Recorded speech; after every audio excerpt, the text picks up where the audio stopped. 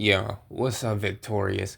It's your boy Legend, the number one what if YouTuber on the platform. That's right, I am still rocking that title. No one's going to take it from me ever. But that's besides the point. You already know what this is. What if Naruto was in the Akame got killed universe part 11? Now, this is what I'm gonna need you guys to do. I'm gonna need you guys to aggressively, you know what, nah, enough with the aggressive stuff. Passionately hit that like button. And then what I'm gonna also need you to do, if you wanna get more of this content, get more of this fire content, see more of the videos, I'm gonna need you to slide on over and I'm gonna need you to gently touch that subscribe button. Nah, let me stop playing with y'all. Nah, but let's get into the reason why y'all clicked on this video in the first place. Play this intro so we can get into the video.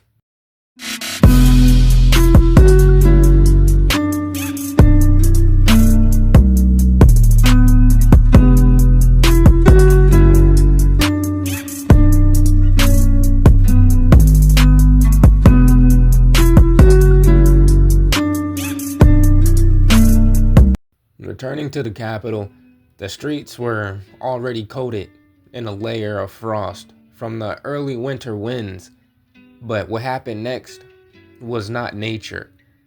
Esdeath marched at the head of the Jaegers, her posture rigid, eyes deadened, expression hollow. Her soldiers walked behind her in heavy silence. None dared to speak. None dared to touch her. Even Wave, who usually tried to comfort her in some clumsy, well-meaning way, kept his distance. Frost spiraled around her boots with every step. When the capital's outer walls came into view, Esdeath inhaled sharply, and her emotions cracked wide open. A single tear broke free down her cheek and freezing halfway. And with it, the temperature plummeted. The air screamed as two entire blocks of the capital froze solid. Homes, shops, trees, carts, lantern posts, all swallowed in thick blue ice. A family walking across the street was saved only because Wave leapt forward and yanked them out of the ice's path. The sound was deafening. 1,000 shards breaking at once, frost exploding outward, and a storm of razor-sharp fragments, cries of shock echoing from every direction. Esdeath didn't turn, didn't slow, didn't apologize. She just kept walking. Her soldiers exchanged horrified glances. She was unstable. And if Naruto wasn't found soon, she might break the entire empire. Later, in Esdeath's sleeping quarters. Esdeath's sleeping quarters were quiet, so silent that even the frost dared not crack. The room, normally kept in a cultivated chill, was now transformed into something far more volatile, a battlefield of emotions. Shards of uncontrolled ice jutting from the floorboards and crawling up the walls like the frozen veins of a dying heart. The air shimmered with a thin, biting cold, the sort that seeped into the bones and made breath spill from the lungs in pale streaks. Esdeath sat on the edge of her bed, shoulders shaking, her head bowed so low her hair slipped over her face like a curtain. Blue strands stuck to her cheeks, damp with tears. She was too distraught to wipe away. Her hands, those same hands that had broken armies, crushed rebellions, and commanded winter itself, clutched the bedspread so tightly the fabric had frozen solid beneath her fingers. Naruto was gone. and it was her fault. The thought pulsed again and again, harsh and unforgiving, until it hollowed out her chest. She had replayed the moment 1,000 times, already looking beside her, expecting him to be there, only to find empty snow and ruined tree limbs. Every time her mind touched the memory, her breath shuddered, and another wave of ice spread across the floor. "He was right there," she whispered, hoarsely, voice thick with grief. "Right there." Her throat constricted. Why? Why wasn't I fast enough? The great General Esdeath, the Empire's strongest, most unshakable warrior, folded forward until her forehead pressed against the back of her hands. Her sobs were silent, strangled, the kind that came from a place too deep for sound to reach. Her fingers trembled violently, leaving frostbite patterns etched into the hardened sheets. This had never happened before. Not when soldiers under her command defected. Not when she saw comrades die. Not even when she tortured traitors or crushed insurgents under her heel. None of it had ever touched her heart. But Naruto had taken her heart without even trying, and now it felt like someone had torn it from her chest. She pressed a trembling hand over her sternum, gasping softly as if trying to hold the pieces together. How could I lose him? How could I lose my beloved? Her voice cracked on the last word. She didn't care if it was pathetic. She didn't care how it sounded. Everything hurt. Her chest, her throat, her lungs. Even the tears felt like blades cutting tracks down her cheeks. And the worst part, the very thing that splintered her spirit, was that she had no enemy to blame. Naruto didn't disappear in a war zone. He didn't vanish on a mission gone wrong. He went missing less than 10 feet from her, on her watch, while she was by his side, while she was supposed to protect him. It's my fault. Her voice was hollow, breath frosting in front of her lips. It's all my fault. Another sob tore from her chest. She squeezed her eyes shut so tightly, her lashes froze together. The cold inside the room swirled into a vortex of unrestrained emotion. The temperature plummeted. Crack! A pillar of ice erupted through the floorboards. Crack, crack, crack! Another burst through the window. One through the window frame. Frost devoured the ceiling. The bedpost turned to frozen spikes. Her grief warped the room around her, turning it into a tomb of winter. And still, she cried.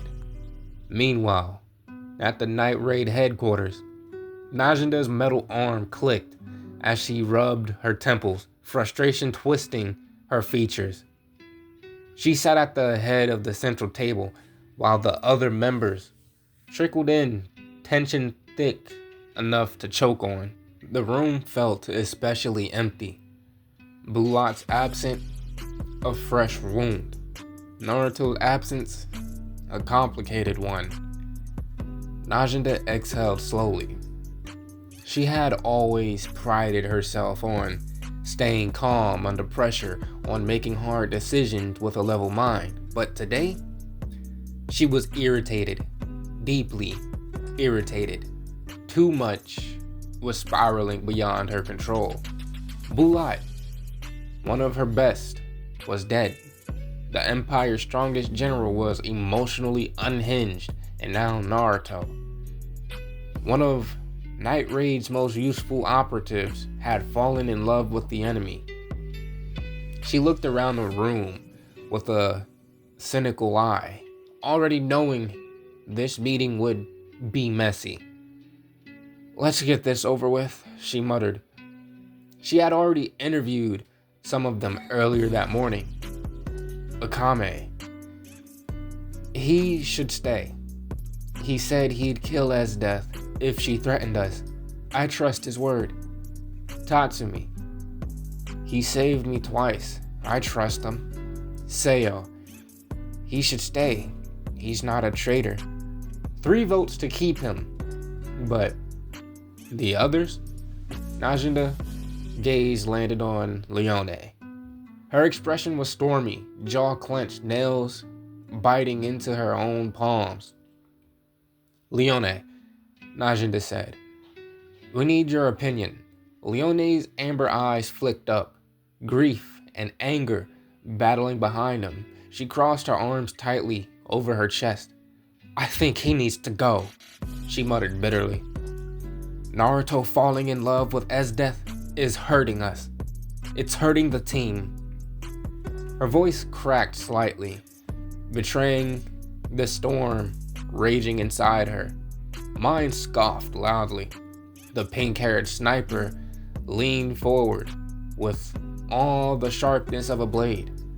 "You know, Leone, for someone who was practically obsessed with Naruto 3 days ago, you switched sides fast." Leone's head snapped towards her. "Shut up, Mine. You don't get to judge how I feel."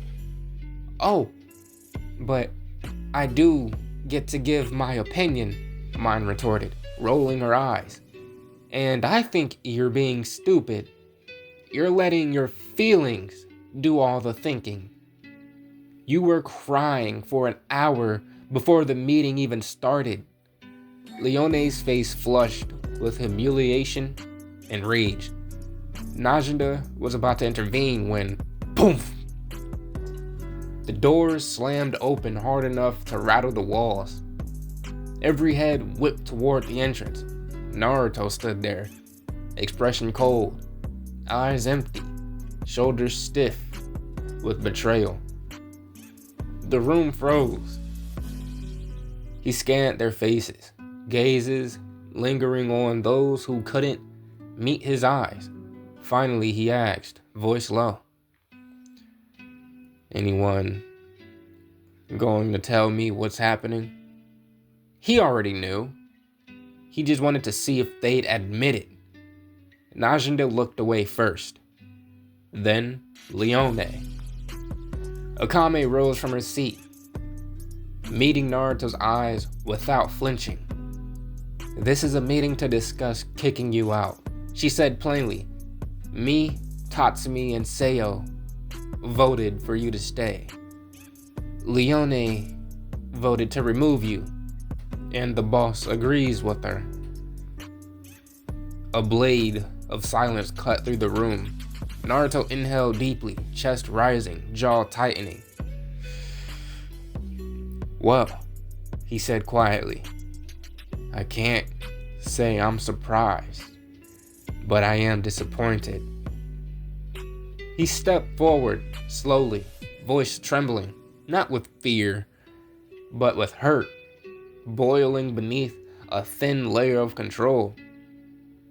"Not that you're having a meeting, but that you did it behind my back." He looked at each of them one by one. "I saw all of you as friends, people I would have died for. And 3 of you," his voice nearly cracked, "3 of you were more than that to me." No one spoke. No one could. Naruto's fist shook at his sides. "I told you you could trust me. I told you I'd do anything to protect you. I said if Esdeath ever laid a finger on any of you, I'd kill her." His eyes glistened. "And you still treat me like an outcast." Leone stood abruptly. "Naruto, listen, no." His voice cut like a blade. "You had your chance to talk to me. You wasted it." His expression hardened. "From now on, Anyone who stabbed me in the back means nothing to me. Dead silence. You wanted me gone, he whispered. Congratulations. You got what you wanted. Just like that damn village. He turned on his heel and walked out. Sheele rising instantly to follow. Sayo rushed after them seconds later. Leone stayed in her seat, shaking, her heart twisting painfully. She had wanted him gone, but not like this. Najenda exhaled slowly, feeling the consequences of her decision settle like chains around her neck. Naruto wasn't homeless. He had his own building, his own wealth. He didn't need Night Raid. But they might have needed him more than they realized. 3 days later, 3 days crawled by, slow, quiet, exhausting. 3 days of Naruto rebuilding something he hadn't felt in weeks. Peace, stability, a sense of belonging, not dependent on anyone else's approval. The building he purchased months ago, 5 stories of empty space and promise, finally had life stirring inside it. Back then, he bought it with the gold he'd taken off that corrupt noble family. His idea was simple: build an organization of his own one day. People with the same morals as him. People who didn't betray their comrades, sell each other out, or crack under pressure.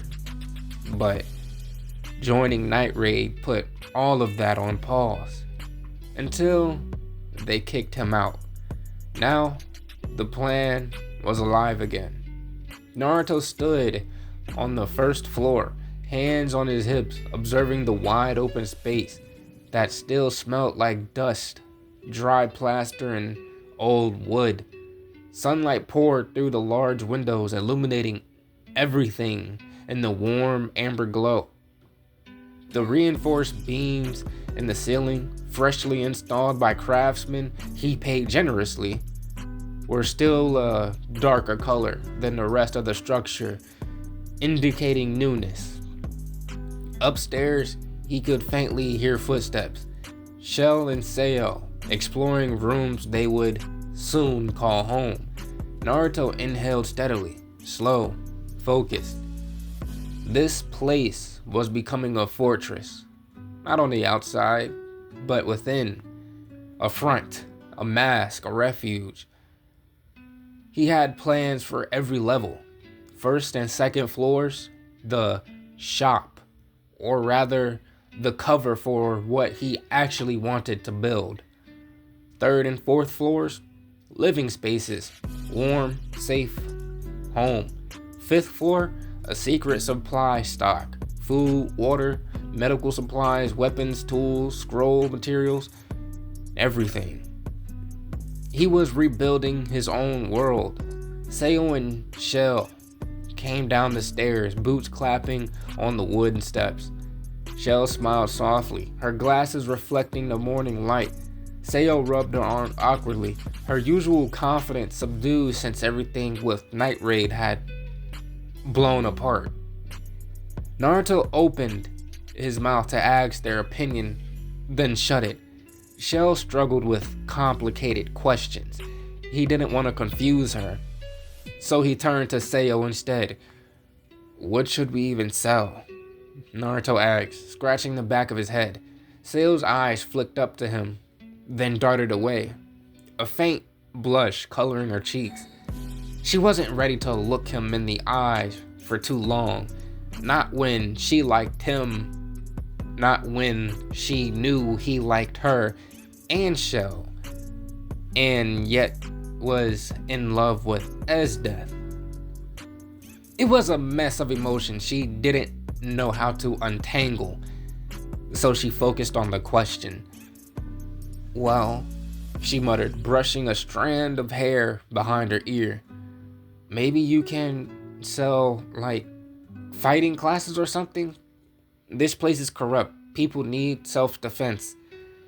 And we're basically in a war, so it makes sense. Naruto paused. He genuinely thought it over. Slowly, he nodded. That's actually a damn good idea. With his victory in Esdeath's tournament still fresh in the minds of the capital citizens, along with the rumors of his disappearance right after, people would flock to learn from him. Fear and fame both worked in his favor. Alright, Naruto said. A training academy on the first floor. Basics, physical conditioning, combat discipline, whatever people can handle. He used some sort of his remaining gold, still a hefty fortune, to buy what he needed for himself. Tatami mats, a full 90 square feet of them. For Sheele and Sayo, who didn't even know what tatami mats were, he sent them to buy what they could understand. 2 heavy bags, 2 wooden training dummies, while he brought the tatami flooring, rope, and frames for hanging the bags, extra wooden posts, basic tools, cleaning supplies, blank headbands, and metal plates. The craftsmen he hired worked quickly to reinforce the rooms, strengthening beams, ensuring the floorboards could handle impact, installing hooks for training equipment. Naruto spent hours carving designs into metal plates on the headbands, leaves. They were orange for the rank of Genin, yellow for the rank of Chunin, green for the rank of Jonin, gray for the rank of Anbu, white for the rank of Sannin, and black for the rank of Kage. The black one was already around his forehead. That was his. Then he gave the green headband to Sheele. I'm making you a Jonin, he said softly. Sheele beamed, hugging the headband close to her chest as though it were made of gold. Next, he gave a yellow one to Sayo. You're a Chunin. She stiffened, surprised. Her fingers trembled slightly as she accepted the headband. Thank you. Naruto didn't miss how she stared at it like it was the most precious thing she'd ever been given. Meanwhile, at Night Raid HQ, the air inside Night Raid's dining hall was thick, heavy, suffocating. Akame sat silently, eating her danger beast sandwich, one slow bite at a time. Najenda paced, rubbing her temples. It was rare to see her rattled, but losing Naruto, Sheele, and Sayo all at once had her on edge. And Leone was furious. I mean, what kind of loser falls in love with the enemy? Leone snapped, slamming her hand on the table. Plates rattled. And not just any enemy. The enemy is General Esdeath. Akame stopped mid-bite, eyes narrowing. Leone, she said flatly, you sound selfish. Leone whipped her head around. What? You're not mad because it hurts the team, Akame said, voice cold, precise. You're mad because you loved Naruto. You're mad he didn't choose you first. Leone opened her mouth, but no words came out, because Akame was right. Leone pushed back her chair and stormed out, slamming the door hard enough to make the wall shake. Akame watched her go, eyes lowering. everything was falling apart.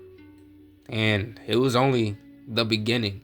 But guys, we're going to end it off right here. If you guys enjoyed the video, make sure you hit that like button, subscribe while you're at it. The like goal for this video was going to be 8 likes, so if we could get 8 likes, that would be nice. But if we could get more, I'm not going to hold you, that would be phenomenal. So hit that like button, subscribe while you're at it. But without further ado, I am out, and I will see you guys in the next video. Stay blessed, y'all.